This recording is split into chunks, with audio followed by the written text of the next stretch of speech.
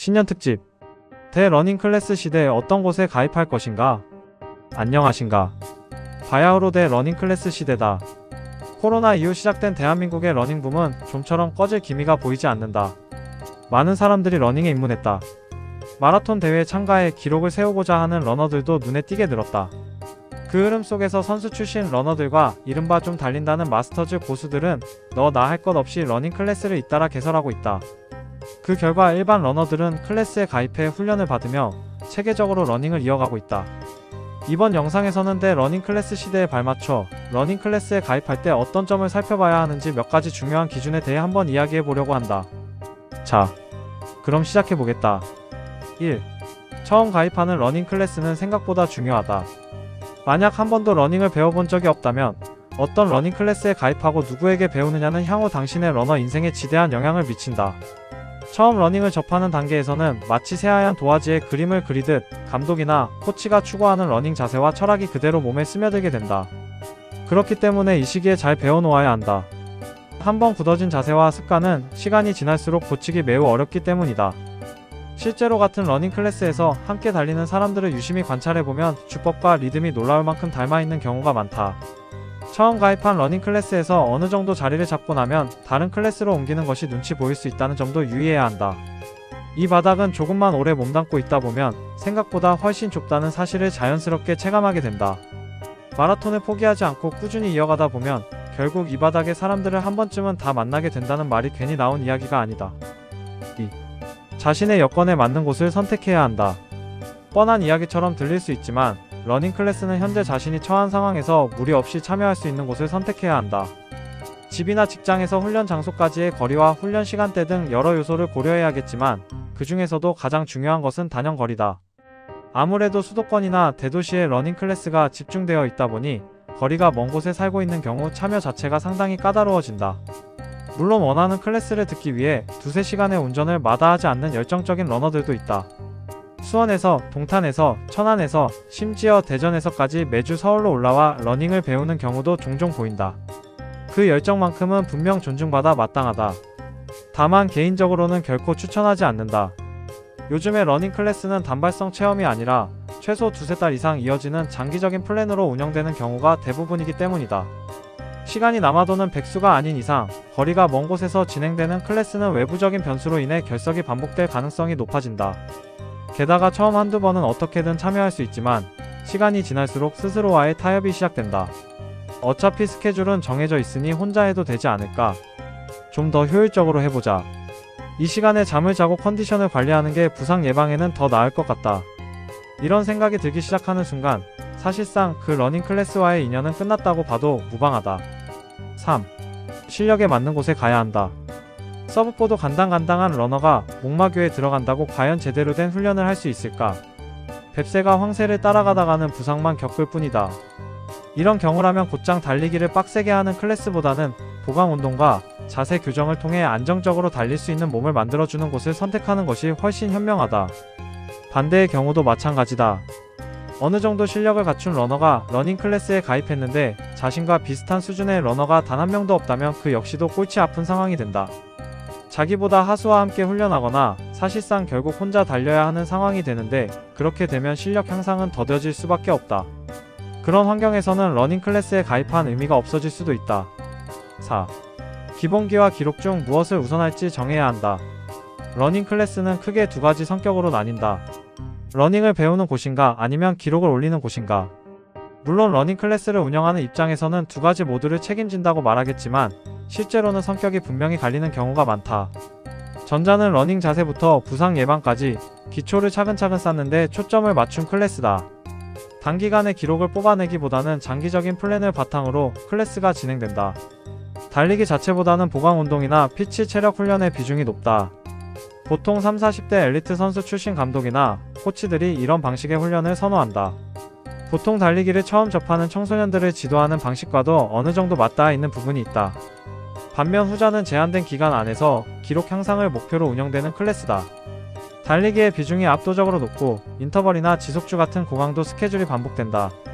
어느 정도 운동 구력이 있거나 체력이 좋은 러너라면 이런 클래스에 참여했을 때 비교적 짧은 시간 안에 급격한 성장을 경험할 수 있다.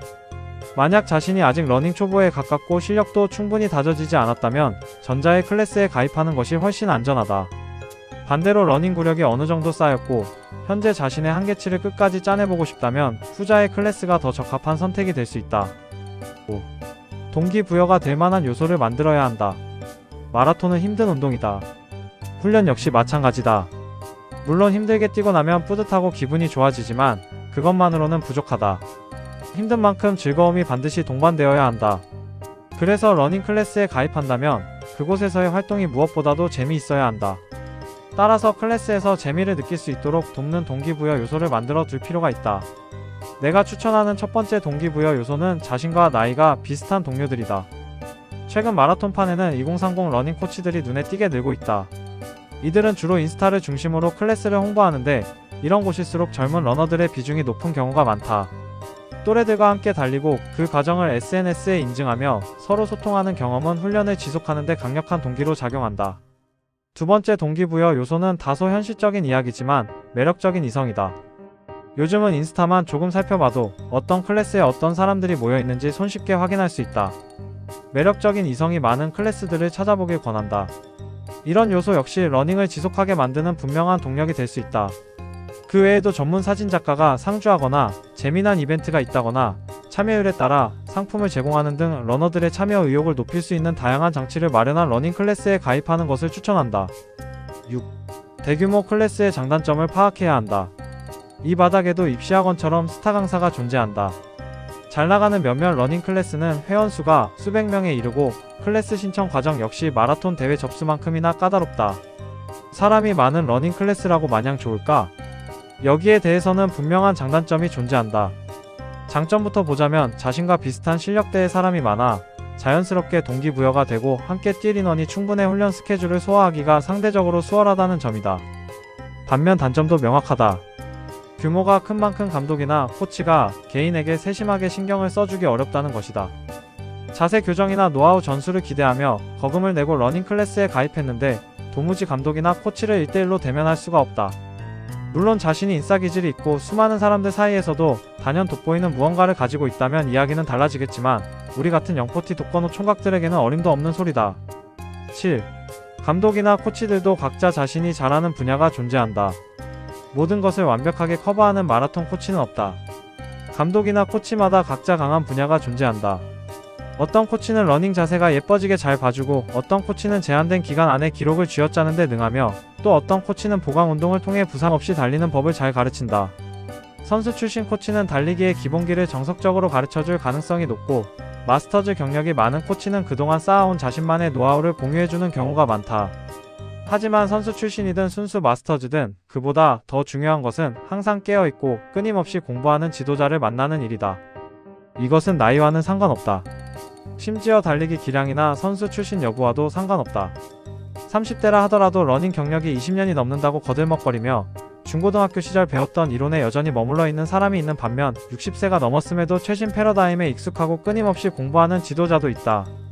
주의할 점은 단기간에 많은 것을 얻을 수 있다고 강조하는 곳은 일단 경계해야 한다는 것이다.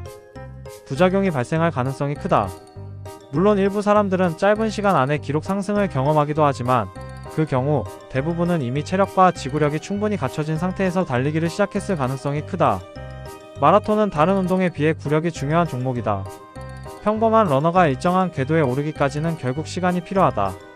배움에는 끝이 없다는 말이 있듯이 십수년간 러닝을 해온 엘리트 선수들조차 여전히 달리기를 배우고 있다. 8. 배울 생각이라면 제대로 올인해야 한다. 러닝 클래스 역시 여러 사람이 모인 집단이다. 그렇기에 러닝크루와 마찬가지로 다양한 인간 군상이 존재한다. 배움과 성장이라는 긍정적인 목표로 모였지만 어째서인지 날이 선 어투로 딴지를 거는 이들이 꼭 한 명씩 있다. 이른바 이론충이다. 이런 사람들은 감독이나 코치가 무슨 말을 하는지 유심히 지켜보다가 누구는 이러던데요, 누구는 저러던데요 이런 말을 앵무새처럼 반복하는 유형이다. 러닝 클래스에 가입했다면 기본적으로 감독과 코치를 믿고 따라가는 태도가 필요하다. 마스터즈의 레전드이자 대한민국에서 많은 러너들을 지도해온 정석근 감독은 늘 같은 말을 강조한다. 마른 스펀지가 되세요. 이상이다. 러닝은 기본적으로 혼자 하는 운동이지만 실력 향상을 위해 새로운 인연을 맺는 것 또한 즐거운 일이다. 모두 본인과 잘 맞는 클래스와 사람들을 만나 행복한 러닝을 이어가길 진심으로 바란다.